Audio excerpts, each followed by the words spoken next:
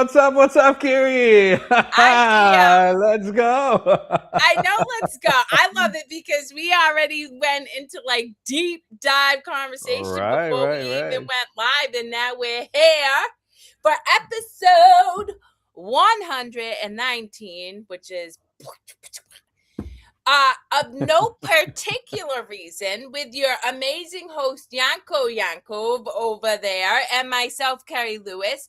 And we literally show up every week or most weeks to have a conversation about anything, everything, nothing in between, and see where it goes. We love to hear from you guys. If you Yeah. have thoughts, questions, comments, if you disagree, feel free to share. Yanko and I are always looking forward to having an engaging conversation. So thanks for being here. And what's popping with you, Yanko? Welcome, people. Kerri did a wonderful intro. With my new glasses, my daughters say I look less like a librarian and more youthful. I'm like, okay, I'm with it. Okay.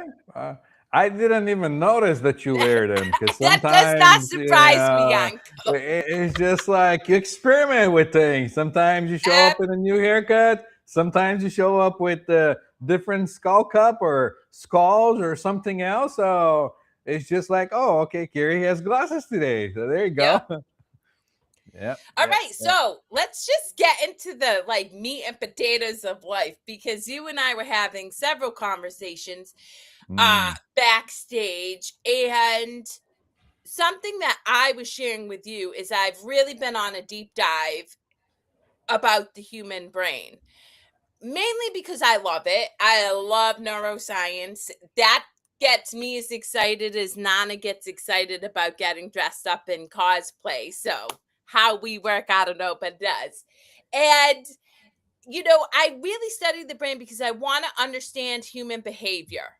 It's super important for me to understand where people get hung up in making changes in their life. And so, I've fundamentally known about a couple of areas of the brain that can really drive success or challenges and people changing how they experience life. But two that I talk about often with the individuals I get to serve are the mid-cingulate cortex and the reticular activating system. Oh, you're so beautiful, girlfriend. And by the way, I appreciate so much, because the love and effort you give to support people in the United Arab Emirates is beautiful. And the fact that you're away from your family in the Philippines. So shout out to you. Yanko and I love that you're here. But anyway, I digress. So those two components, I know, I love it. Those two components of your brain can really help you experience a fruitful, joy-filled, full of experience life, or it could keep you in this little small cocoon of a very small, not super fulfilling life. And I really encourage people. The reality is you have a responsibility to make choices and then take action on those choices. And every time you do, you build those parts of your brain to work for you rather than just showing up and having them work against you. And that's really what happens if you just blindly scroll on social media, blindly watch TV, take in all the information that society's told you to be true. Then your brain is just kind of like a mesh of bullshit, and you just blindly go along. But if you start to learn about the mid-cingulate cortex and the reticular activating system, which I can teach you happily, you can start to train your brain to work for you. And it starts with, so let's break it down. Sorry, I'm on a I'm not sorry. I'm No, on a no, that's tangent right okay. now, I'm agreeing Yanko. 100%. I didn't want Okay. to interrupt. I'm the same thing. I'm a hypnotist. I know that Yeah. auto programming runs in the background. You keep going without asking questions, and 100%. You take your brain for you, which is not. It's an instrument for you to use. So continue on. 100%. So let's break it down. Reticular activating system, guys.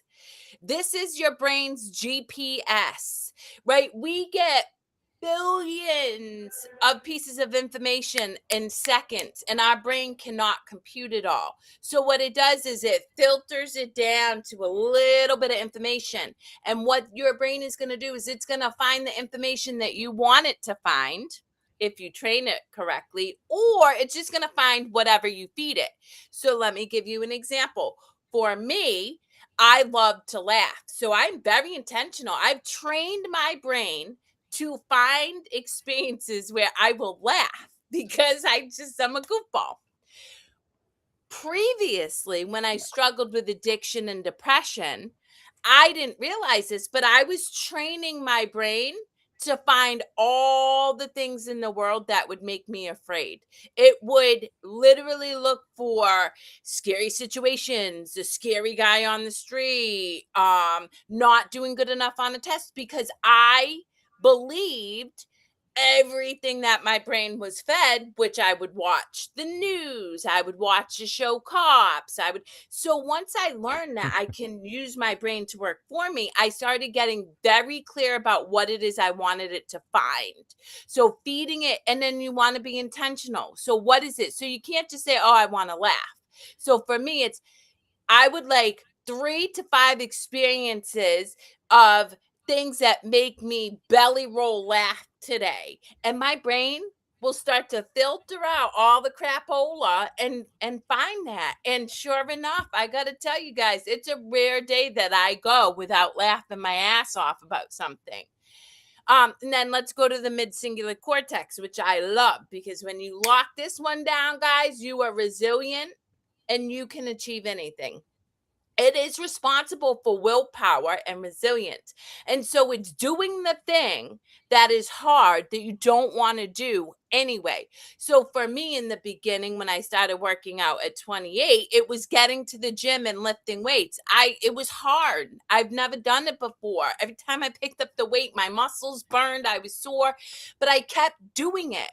And because I did that, I was training my mid-singular cortex to grow. It's one of the few parts of the brain that it will expand. If you do not work it, though, it contracts. So if every time you take the easy road, "Oh, I want to go to the gym, but you know what? I'm going to just keep scrolling. Oh, I want to change my diet, but you know what? I'm going to eat the bonbons."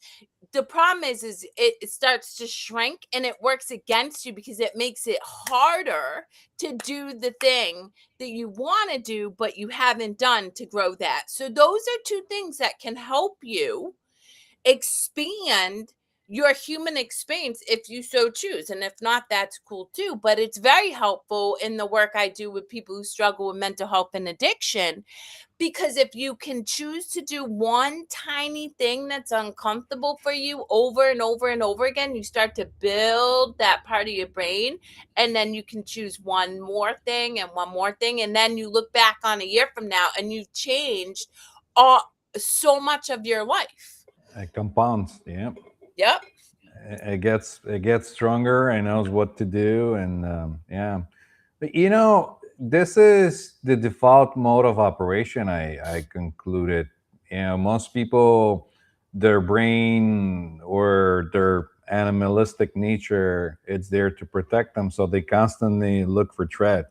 Like back in Yep. the day when they're in the fields or foraging for food. Is there a tiger over there that's gonna get me or something else? And this has been in the DNA for many, many millennia. But now we're pretty safe. We don't have tigers going after us, and we invent our own, We do. Yeah. yeah. And that's where it starts, and it happens Oh, automatically. exactly. Which is why, Mm. and I watch this all the time, like even in my own house, even my own children, like how often they're just checked out, like they're just scrolling. Most people have a very difficult time sitting with their thoughts, sitting with their selves without like distraction.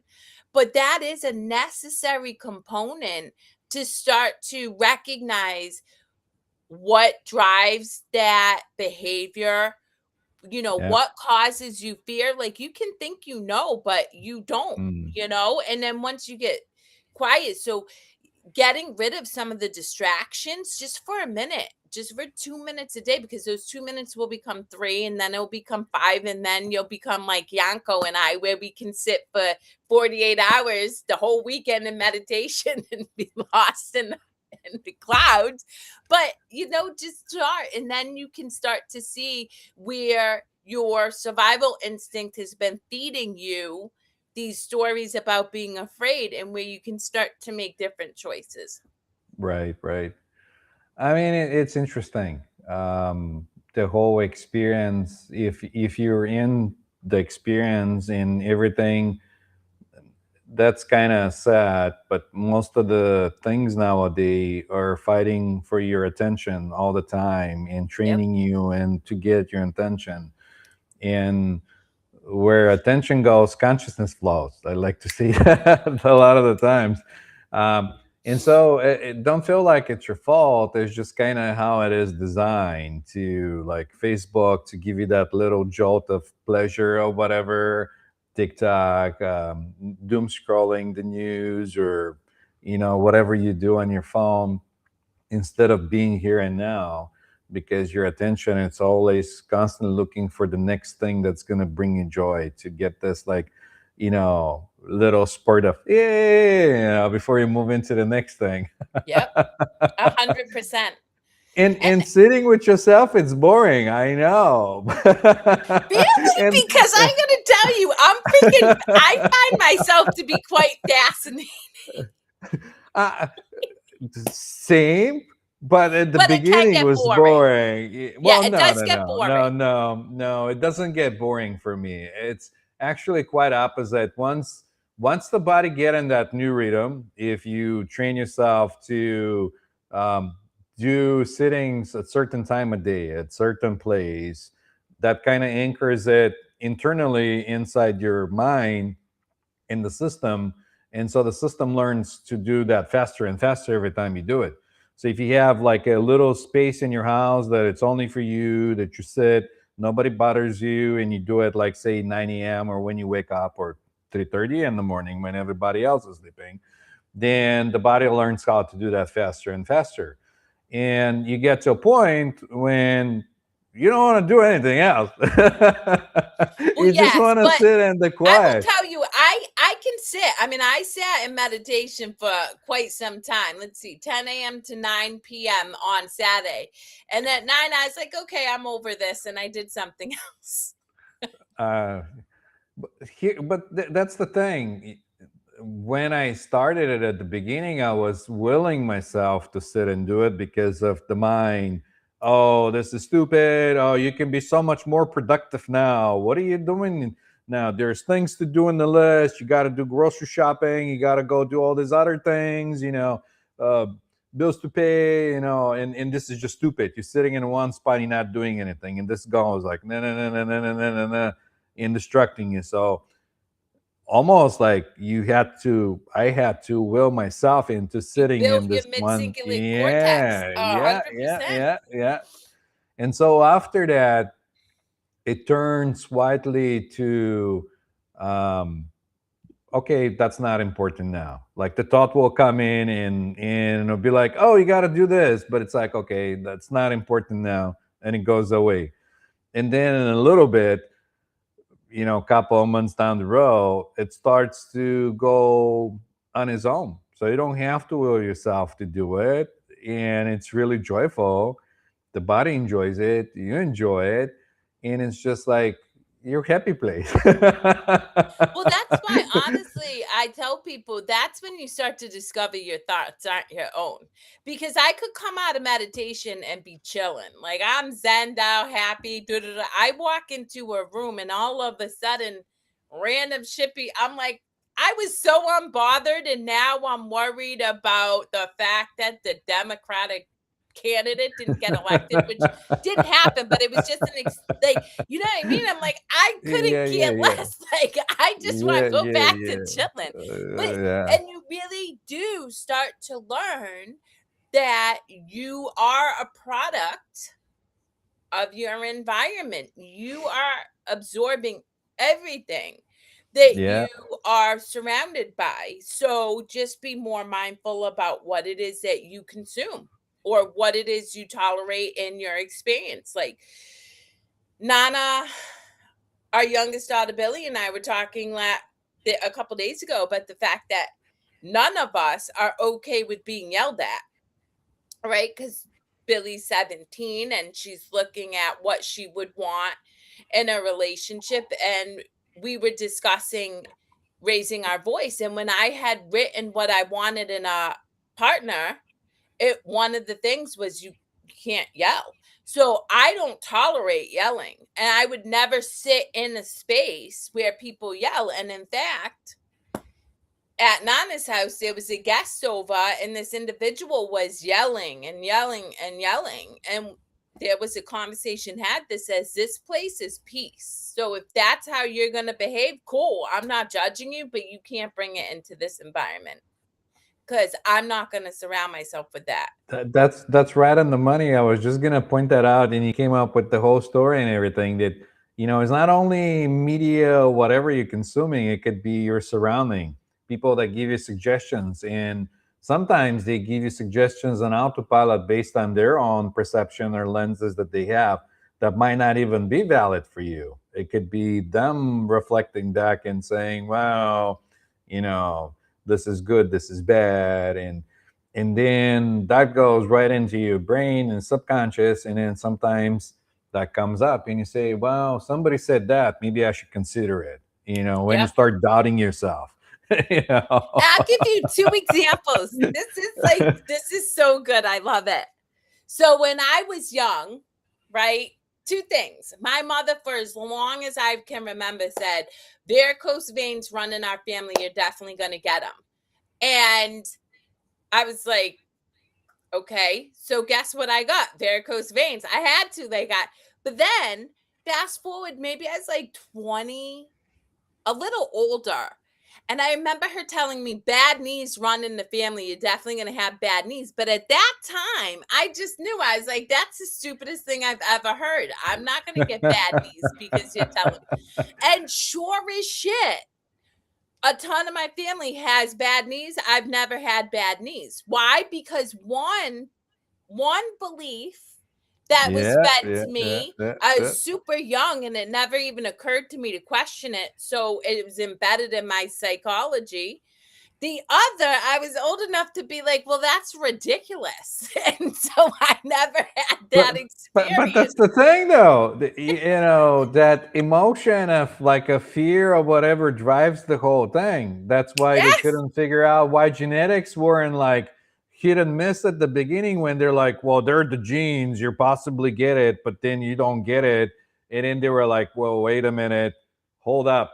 There could be something else. And epigenetics came about, because like, oh, now we know you can Amazing. have the genes, but turn them on and off with emotions. Yep. 100. Well, it's so, I love the universe so much because I just wrote in my journal, like right before, all about belief systems, which is because I was in meditation and you can, much like you were saying, observe thoughts. Like they just come and go like clouds. Beep, beep, beep, no big deal. But once you feed one and it cultivates an energy, which is experiences emotion for most people, but it's just energy. You then have created like the opportunity to make manifest that belief. Because think about it, like we have so many beliefs out there that are different from person to person. One person may feel very, very strongly that, you can't eat meat or blah blah blah, and they really believe that. So if they eat meat they get sick, whereas somebody else might believe, oh, I am the healthiest person ever by being on like a all meat low veggie diet, and guess what, they're healthy because that's what they believe. So that's why I encourage people, don't blindly subscribe to beliefs. Like examine what feels good for you, and then lean into that, and hopefully whatever you lean into brings you joy and it connects you with people, because one, we're one, so there's connection is a gift no matter how you slice it, but two, we are meant to experience joy, to experience heaven on earth, like bliss. Yeah. And that's, by the way, it's our default mode of operation in bliss. But just because of going out there and, putting our energy in different places and things, we have different experiences. But you 100% on, sometimes you don't even expect in your beliefs. They just came in and you adopted it for so many times. They became normal to operate. And just like the animals in the forest go through the paths that are already, Laid out. made. Yeah.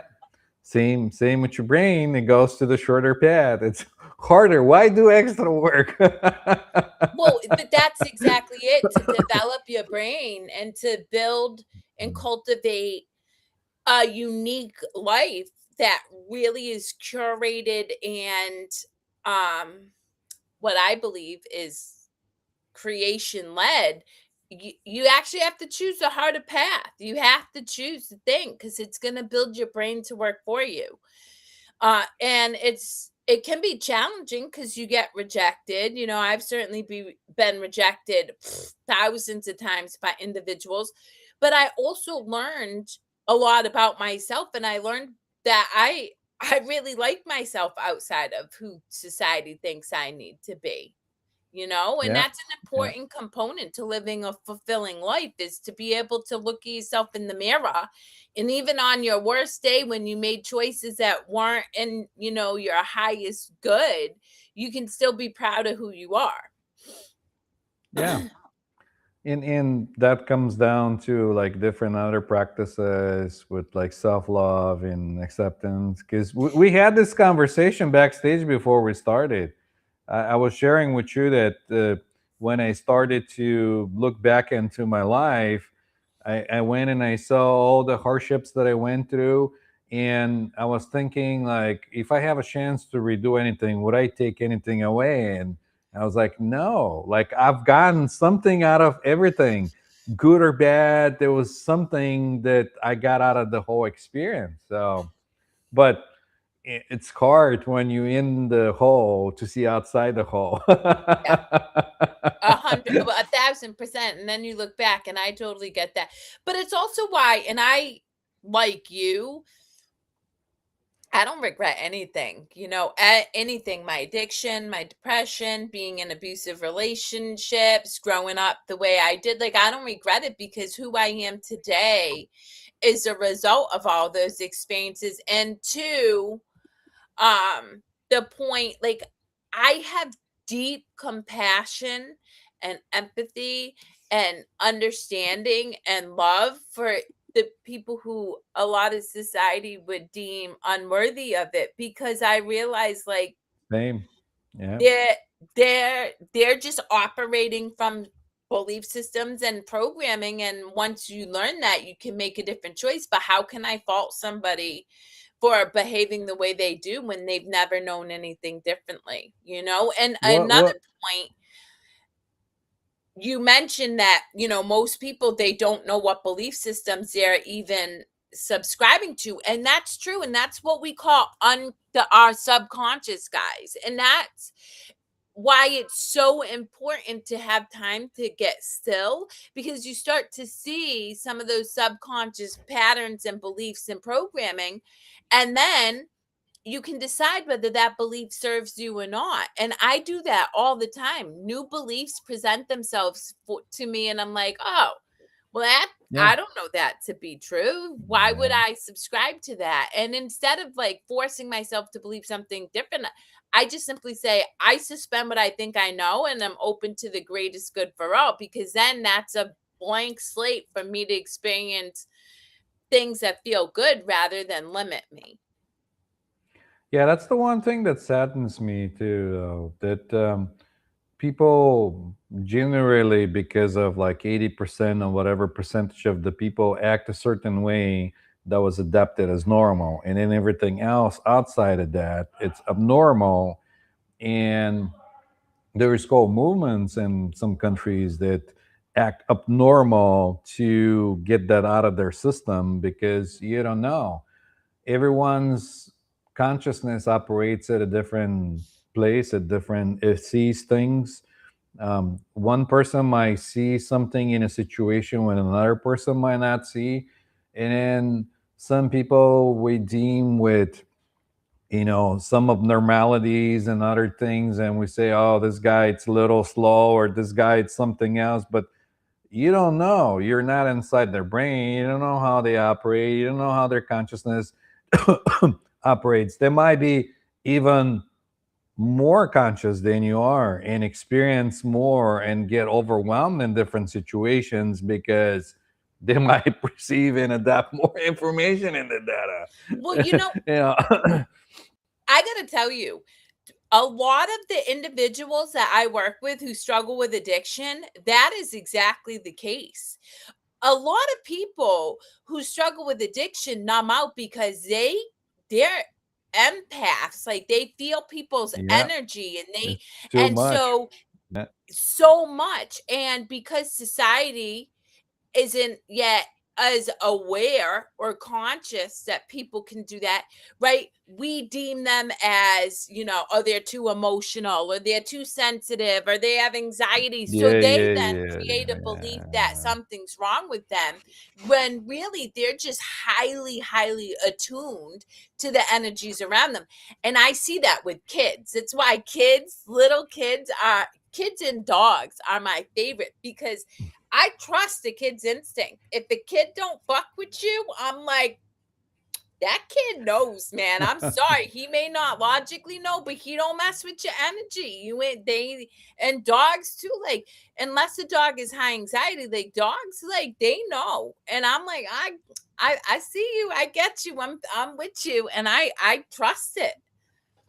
But even with high anxiety, it's like if you're calm, then your energies in mash or whatever you want to call it, and all of a sudden the dogs kind of calms down, and it might Yes. even like lay and take a nap. Um, it was just weird. Like a one group meditation that I did, somebody came with their support animal, with their dog, and they're like, "Oh, can we come in? Like, is it okay if I bring my dog?" I said, "I don't mind, and unless anybody is allergic in the group to dogs or anything, you gotta check with the people." Everyone was fine. Same thing. We started the group meditation, the dog went under one of the chairs and just napped the whole time, because I'm like looking around as I'm guiding people, and then the dog is there, and I started to laugh. Like I almost burst out laughing, because I'm like, here, the dog it's also in the group meditation setting, it just went on. Yep. But the whole energy shifted, and the dog just kind of like went with it. It's so Well, good. I mean, I'll use my nephew's dog as an example. Most people are super afraid of that dog. They will not take care of it. And I babysit the dog, like when they go away, because I read his energy. So he's generally calm around me. He feels safe around me. I know that if I go near his food bowl when he's eating, he's going to be a very unhappy dog. So I just don't go near the bowl. But like, we have an understanding with each other. And I think There you when we go. can tap into how animals feel without trying to make them good or bad or dangerous or whatever, we can I love that dog. Oh, this is Keith. I want Keith on our show. Keith has some really cool stories. He actually owns a metaphysical crystal shop in, I think he said Ware, Massachusetts. Nana and I have to make a trip out there. But yes, Keith has had many experiences. And Keith, this is Yanko. And we would love to have you on our show. So let me know if Yeah, you're come. down. Come on in. I'll be curious to find out if you spoke with some of your crystals yet or not. I don't know. He's had some really cool experiences. So, um, yes. Anyway,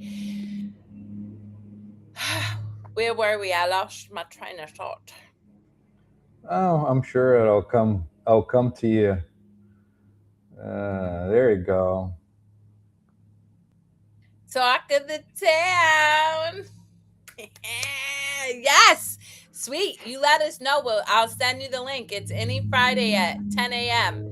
We would love to have you join us for sure. Yeah, yeah, Right now, yeah. we're talking about subconscious programming and belief systems and how people operate unconsciously and thus co-create with creation, you know, experiences that they don't always enjoy, but it's because they're not aware of their subconscious beliefs, patterns, and programming. Mm, good summary. I know I'm pretty good at surmising things. So, side note, total shift in the subject, but I'm just letting our audience know because I have to share.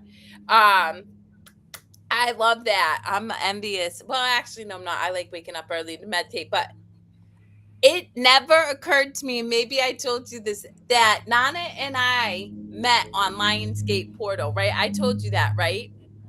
I can't recall, Okay, so check this but out. I don't even know what that is. You got to give me a Okay, little bit more.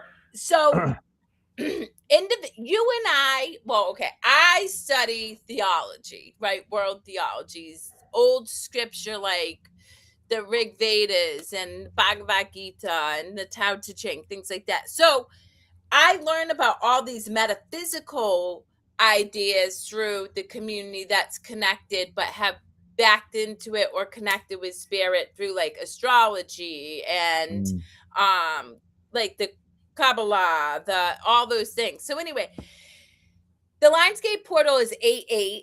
We know that 8 stands for infinity symbol. So it said that the Lionsgate portal is the portal in which you make manifest your desires more, I don't mm, know, quickly or whatever.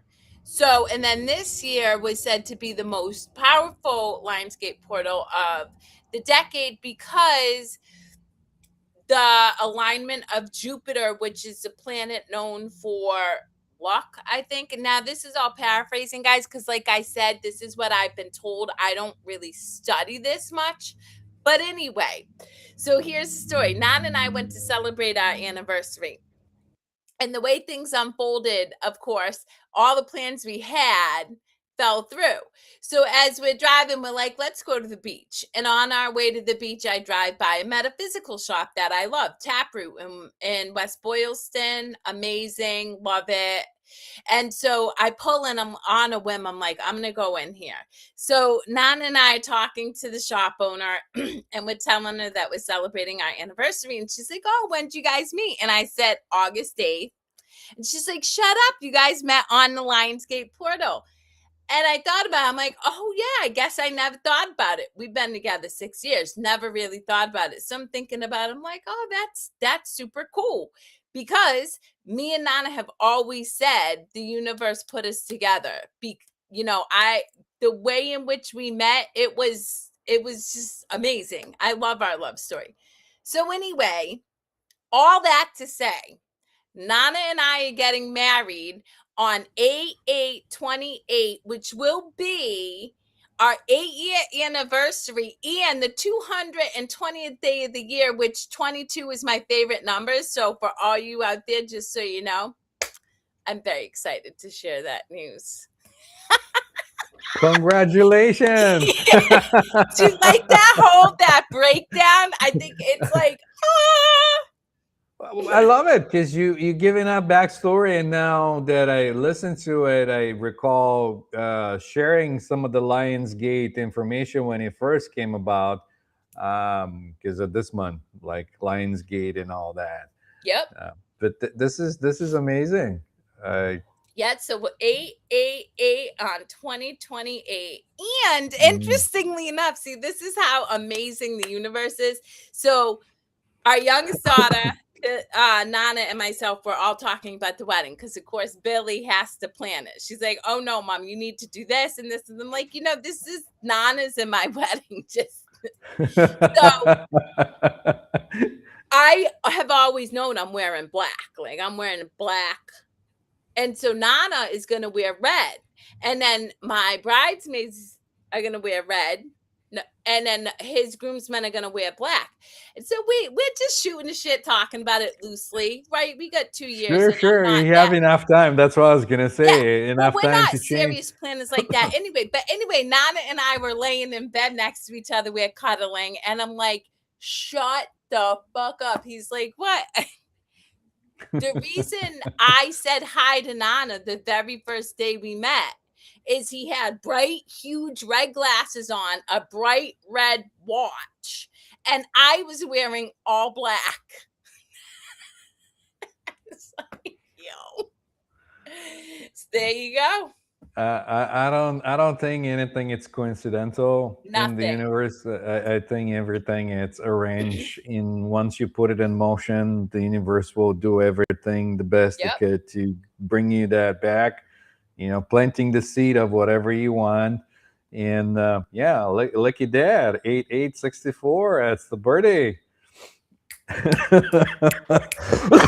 love that. Hang on. Also, the birthday of people on the day. I don't know what Sense8 is, though. Do you know what that is?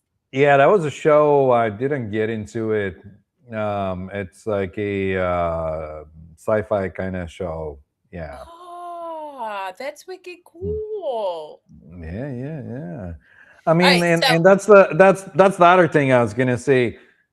It loops back perfectly with like the scrolling and consuming, because a lot of the things in the media are made to shape our future reality, because we're saying yes, we're adapting it in mass scale. Like if yep. it's showing to you on the TV, like I think we talked about it before, like in The Simpsons. Oh, The Simpsons predicted this. They didn't predict it. They created it. They put it on the TV. So many million of people looked it up, and inside their brain said, yes, that's possible. They give their awareness and participation, free will, like, oh, okay, yes. And that's how it meant to be. So a lot of the shows,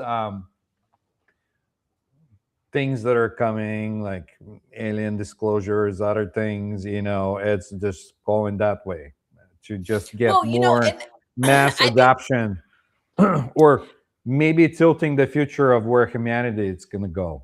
100%. And well, so I am reading this beautiful book. I love it. It's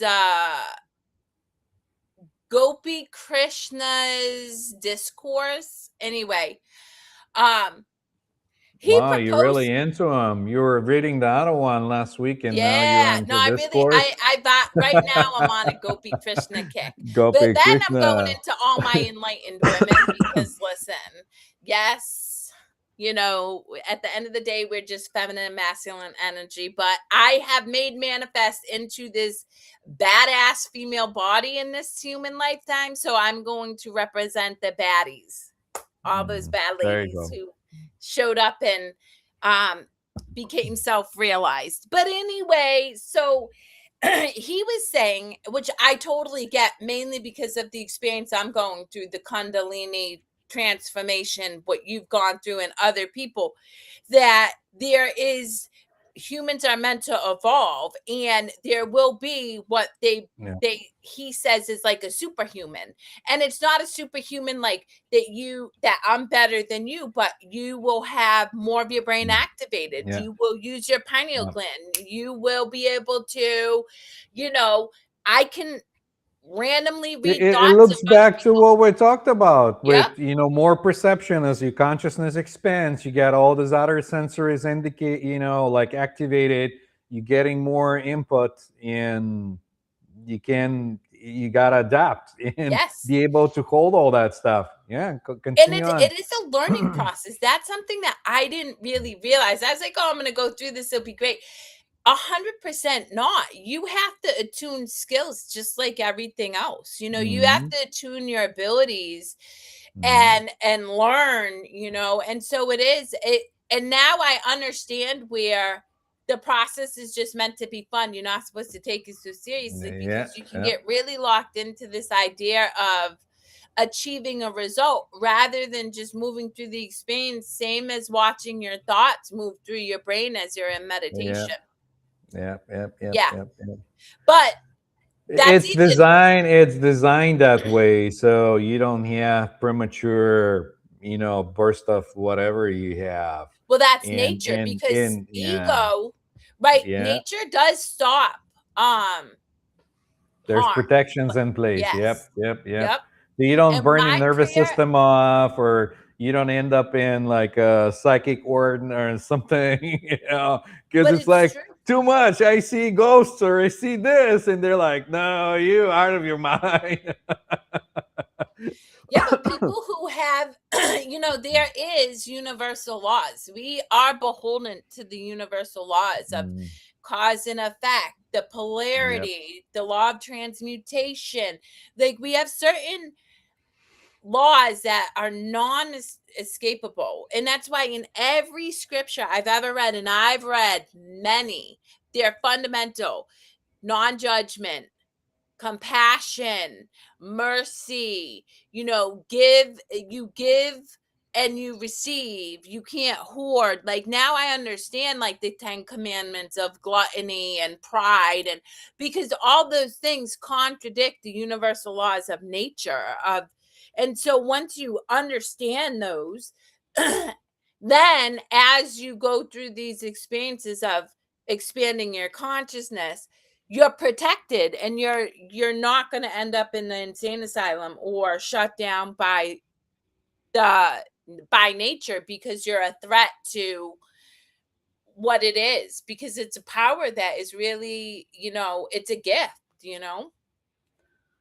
I mean, we as a humans, we want instant enlightenment, and and that's becoming a thing even in the East, where people offer that, and people travel up there and they sell them instant enlightenment experiences, all these other things, and you want it now, now, now, like you want it to be done and get everything going, and that's not the point. The point is the journey, not the destination. To Yep. go through the whole thing, so you have this gradual unfoldment of whatever unfolds, and you don't force it.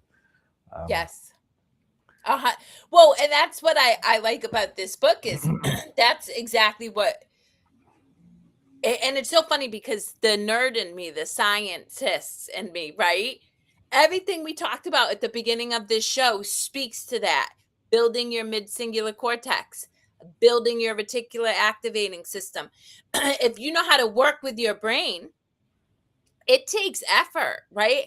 It takes me being very present with my actions, my thoughts, my behaviors, examining, the choice I made, and did it feel good, or could I have shown up and been more compassionate, whatever, over extended amount of time, like a pretty lengthy amount of time. But in my curiosity about the brain and building those parts of my brain, it has opened up my ability to tap into higher levels of consciousness slowly and surely. And even that, I am constantly having to be aware of, oh, am I feeling other people's energy? Is this my energy? Is that my thought? Is this their yeah, thought? Do I want to yeah, subscribe to this or do I not? But I do want to leave the listening audience with this, because it's really important. You made mention of The Simpsons and how the collective, the millions, right? They saw that episode, they believed it, they fed it, and so it made manifest. We as a humanity have a responsibility to observe and consider what it is we're consuming, because you're 100% right. If we have 52 million people in America feeding a negative fear based narrative of news, of yeah, crime, guess what? All we are doing is co creating with creation more of that stuff. yeah. It's why when somebody talks to me and they go on this tangent, and a lot of my family members try to do this, and I just walk away about this, that. I'm like not interested, because I'm not interested in co creating a reality that makes manifest fear-based belief systems and ideas in the future. It works both ways, though. If the collective manifests and puts it out there, then you also tap into it unconsciously, or you can tap into it in your dreams. You can. I had situations where I'll dream out a certain fear that I know there's no point of like having it all from the mass in a certain time, like say election day. People are getting anxious of who's gonna be the winner or whatnot. And I'm like yourself, not into politics, so I'm like, where's this fear coming from? And I ponder about it in a while because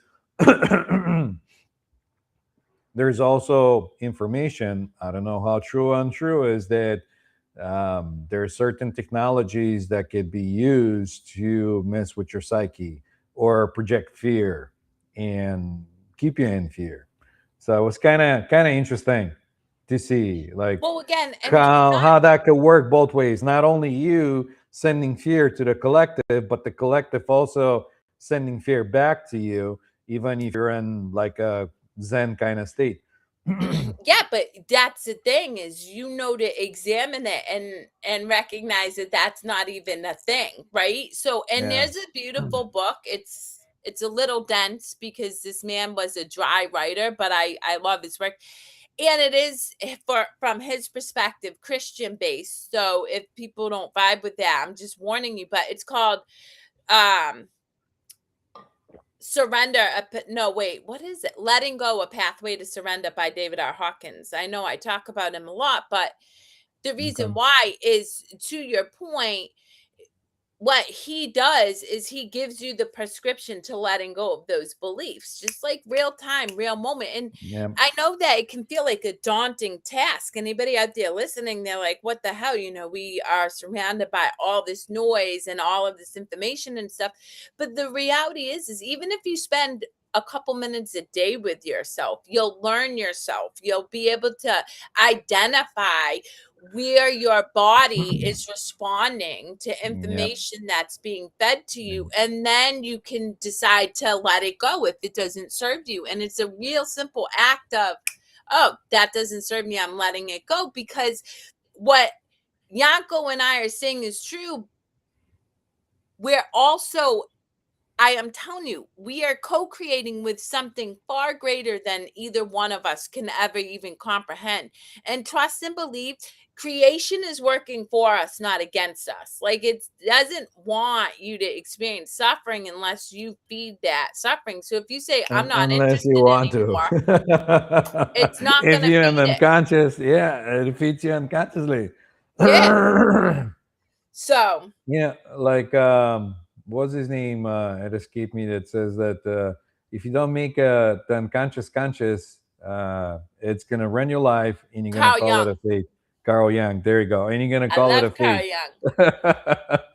because he runs on 100%. autopilot, and you think you're making decisions, and it's so funny when you think about it. It's like, who made this decision? I did, but who are you?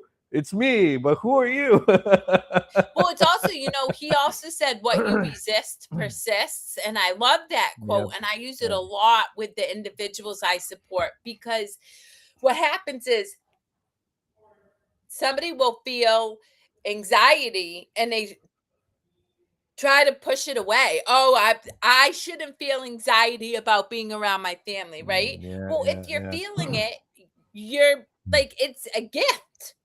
It's a Mm, gift to you. So instead of resisting it, what is it that anxiety is coming up for you? Is it that, you're sick of your dad always nitpicking you for the clothes you wear? Who knows? Whatever, right? And but that experience offers something, and when you don't resist it, when you don't judge it, when you look at it from a curiosity perspective, you get to learn how your body responds to your environment, and then you can make a different choice. And that's why you and me always talk about awareness, because once you're aware, you can make a different choice. You may not make a different choice, and in the work that I do with people, that's often the case in the beginning. They're aware of it, but they still make the same choice, which is okay too, because then you're getting that contrast, you're getting that information that, oh yeah, drinking 2 bottles of wine at night does make me feel like shit in the morning. Oh yep, that happened again, so maybe I'll make a different choice. And then over and over, and eventually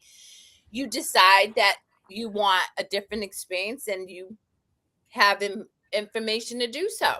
And you don't even have to decide. It could be like outgrowing something that doesn't serve you anymore. Because I think we always look to be in symbiosis with ourselves and be Yes. whole, full, and complete.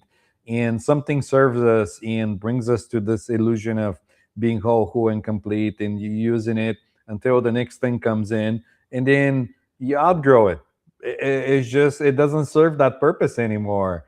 So you just kind of look at it and you go, meh, and that's how it was with drinking with me. Like, not that I was like over drinking or anything. This will probably be 7 years since I haven't like drink any alcohol.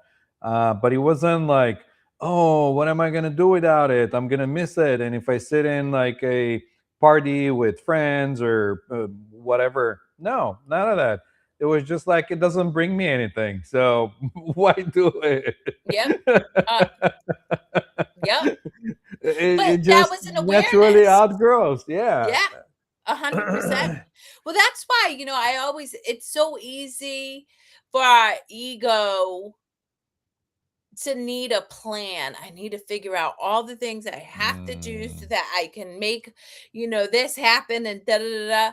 And that's not true. What you do need is clarity, and you gain clarity by awareness, and that clarity changes as you become more aware. But you yeah. just get clear on what you want to experience, and then that beautiful part of your brain, the reticular activating system, will start to help you find ways to achieve that goal. Yeah. Yeah. It yeah. So many times this thing comes in and says, "See, I told you so." If you want to be too adventurous, I had a situation when I'm like, I'm just gonna go with the flow, and I'm having so much fun because like I don't know what's gonna happen, and I'm going to do this hike, and I was gonna use the lift, and only to travel up there to find out that the lift wasn't working on Mondays. And my brain goes like, see, if you plan this whole thing, and it starts giving me a signs of like how I should have done things differently and how now the whole thing fails. But it's like, no, let's see where it goes from here. Yep. More excitement. 100%. Yeah. Just Oh, kind this of was laughed a at fun it. little conversation. Yeah. Yeah. Well, we're getting close to the end. So do you want to We're wrap it getting up or? close to the end. It is done, my friends. Until next week when we talk again. You'll catch me and my friend Yanko here now and then, talking about anything and everything. I was gonna say we can wrap it up with you singing, but it must have been I'm telling telepathy you, that just went in, and you like started it all up, yeah, which I becomes banged our it new out with like thing, the show people. tune voice. Yeah, yeah. On Ah. Prima Vista, there you go. For a moment, I felt like I'm in an episode of Cinderella. But it was so good. I know. I feel like I need to be on Broadway, and luck. Here's the thing. My Getting youngest to daughter sings like that is her jammy jam. So she and I'll be in the car and it's a wrap. Like if you're driving next to us, just know you're catching a performance, because if we're both vibing with the song, yeah, we there you rocking go. I it. was gonna say you haven't taken improv, did you? No.